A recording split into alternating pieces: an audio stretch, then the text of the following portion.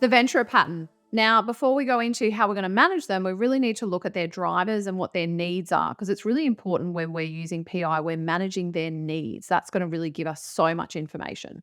So the Ventura pattern is quite unique because they've got just one high drive. That's their dominance drive. So naturally, very self-driven, self-motivated, very big picture thinking. They're always about, where am I heading? How can I have an impact?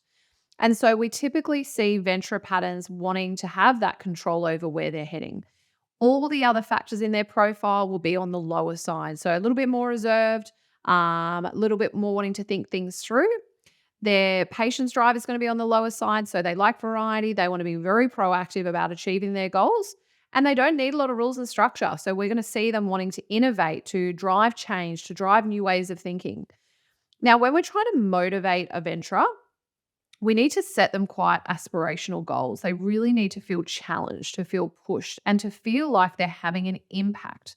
So whatever we're aligning them to, it needs to be high impact and high goal achievement. And they'll want to push themselves. They love to be challenged and they like their ideas to be challenged as well. So when you're meeting with them, it's always a good opportunity to sort of brainstorm alternatives and what else have they thought about and how could they push something. So they'll be quite receptive to that coaching because they will want control over their own activities. It's quite hard to manage a Ventura because they typically like to plan their own activities. Yes, we've agreed on goals, but then leave them alone. Let them go about it as they see fit. So for you as a manager, it's all about working with them on that higher dominance drive. That's really where the focus needs to be. Now, when you're giving feedback to them, they're naturally quite direct themselves because of that A over B nature in their pattern. So when you're giving them feedback, you can be a little bit more direct, more candid. They will appreciate that than the sort of soft and fluffy, "Oh, I'm not really saying much." Talk about the situation, talk about the behavior, the impact, and agree on a change moving forward and move on. They'll tolerate that really comfortably. So again, give them that high level direction, but let them get there their own way. I would always position any work or allocated task as a challenge that they can solve. Like view it as, oh, this is a great opportunity, a challenge, a problem. They will love that because they will want to bring their ideas to the table and be able to then proactively go about that. Um, don't delegate them work that's repetitive. Don't delegate them work that requires them to collaborate with huge amounts of people. They will want to be in the driver's seat.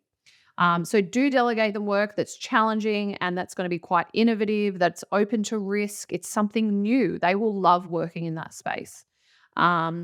Now, in terms of coaching them, they really do need to lift their level of awareness of other people's perspectives. They'll have very strong opinions about their own ideas.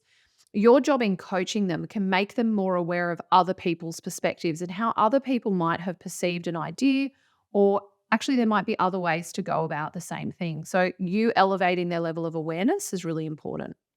Also thinking about, for them, they're super comfortable with risk, but they're often not aware that actually other people, they're not quite on board with that, or maybe they're a bit more concerned about risk. So we see with high risk profiles, they find it hard to understand why other people haven't got on board or they're a little bit more nervous. So you can help educate them and support them around that.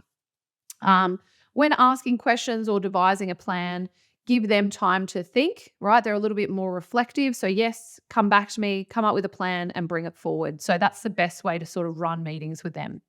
So hopefully this has been helpful in how to best manage a Ventura. Always keep in mind that high dominance drive and tap into those needs.